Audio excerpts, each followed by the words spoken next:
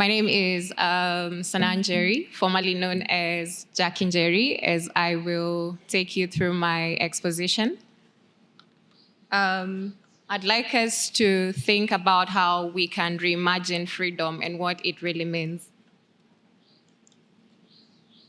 When we imagine freedom, when imagination expands, freedom expands, worlds expands, culture expands, and all these things expand. Leadership expands, all the solutions that we are looking for expand. And that is what forms the premise of Area Nyaga.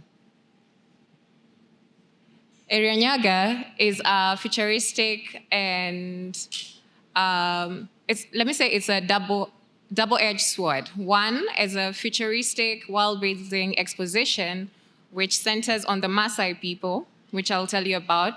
And it's also a platform that transposes the idea of this Maasai people and how we can use our skills to collectively build these futures that we imagine.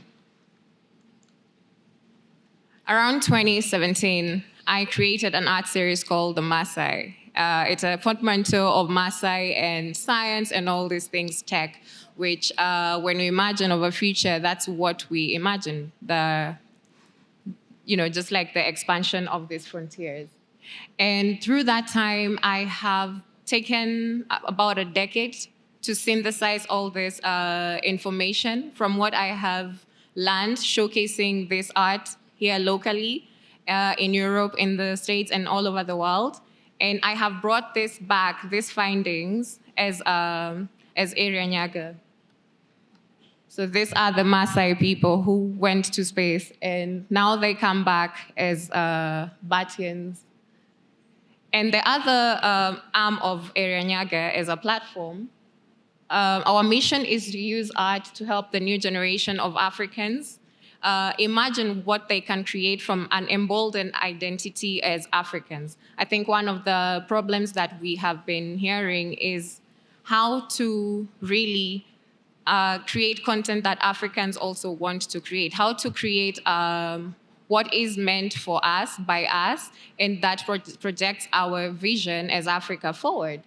And we do that by rooting our stories in ancestral intelligence and then combining that with emerging technologies. So Area Nyaga lies at the intersection of art and technology and seeing what's possible from that marriage. We also do research. All this information that we get and share through these ideas is based on research that is led by culture. And then the innovations that we then create are basically supposed to do that. Our why is 42% of the global youth, as you heard, are Africans. And it's expected to constitute 42% of the world's youth population by 2030. So we strive to empower the young people with the skill sets and the tools they need to navigate this digital era. You can think about just how many people who, without all these digital skills, are just going to be left out as we transpose. So how then do we come together and use all our collective skills to change that? And the world in the global south is collectively referred to as the bottom billion, and proposing that psychology of enabling people to shift is changing also the language through which we look at ourselves. So what do we call ourselves? The brave billion, the people who refuse to be left behind by how these things are constructed and how the lens through which we look at ourselves at. So we reimagine the freedom, these freedoms through a simple act of tapping into our ancestry. We've all heard about Ubuntu since day one, and probably some people roll their eyes, but this is ancestral intelligence that has been tested through time and stands still. Someone talked about travel and how travel has gaps, and we might have those gaps to help you with your travel, and someone else might have the funding to fund your idea, but then because they don't have the idea, someone else has something else that we can all put together in one pot and contribute to something meaningful. 5 minutes. These are now some of the intelligences that we can inherit to help us navigate this digital era. The artificial intelligence disruption has caused people to just feel like they are lost without tools or stuff that they can hang on to feel like they are well equipped to navigate. But then there's so much knowledge that we can use and expand our reference points through how we can change that. Someone mentioned that I'm sorry, just let me read on this, expanding the reference point. I think it's important to notice that when our history is disrupted, it requires better than a diminished horizon. One of the problems that we're encountering from the people who are coming here is that diminished horizon. But then how do we look up beyond that diminished horizon? It's by drawing from the range of intelligence when designing these futures, by bridging creators, future thinkers, builders, policymakers who share the common goal, which is African sovereignty, by the way. And as Area Nyaga, how are we doing this? How are we doing this work? This work, because as artists, we have also to shift to the digital landscape by finding ways that this art can be translated digitally. And so we are collaborating with studios here in Nairobi that are working in emerging technologies. We are working with kids to equip them with not just artistic or creative lessons, but also equipping them with financial literacy, creative literacy. And these are kids that we'll be working with in Lamu to also just have them have a little knowledge of this new world that we're going into. You can imagine just hearing about AI, yet you've never seen a laptop before. And so when we imagine, from where we stand, when we imagine these futures, we also have to realize that the gaps we need to address to involve that. What do I mean by this?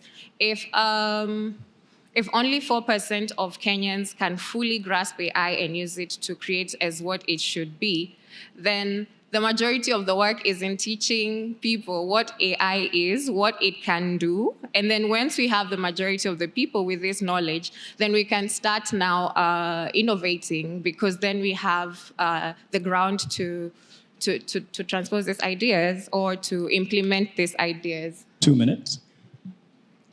And so in short, the future we refuse to imagine is one we quietly surrender. If we cannot think beyond what the common narratives have been, all the stories that we constantly hear that push us back, then we're not going to move forward.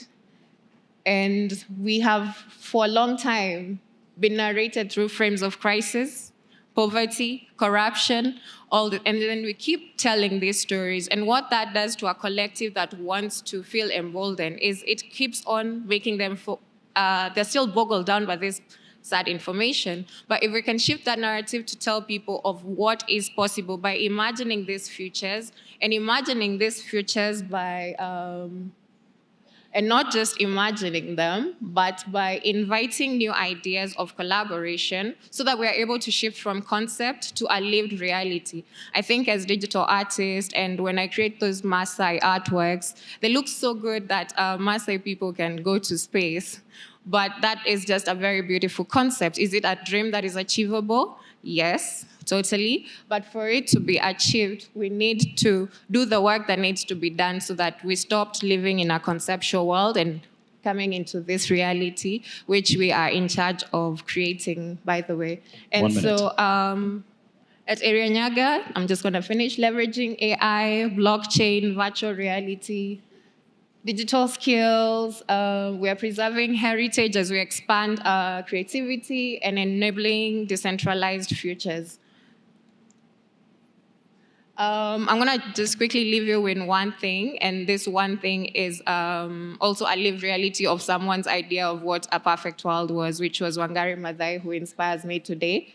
She said it's the little things citizens do that will make the difference. And her little thing was planting trees, and how far we've come just enjoying the trees she planted. So I'd like to pose a question to you guys who are in the room and ask yourself, what is your little thing that you want to take into the future? And what is the thing that needs to be done that you need to do, which will inform the future that you go into?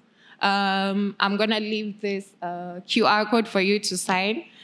There's so much work that is going on in the project, and you can just see what is, and if you find anything that is interesting that you'd like to collaborate on, everybody is welcome as long as you're thinking about the future and the sovereignty of Africa. Enjoy the festival and maybe keep on creating these new ideas.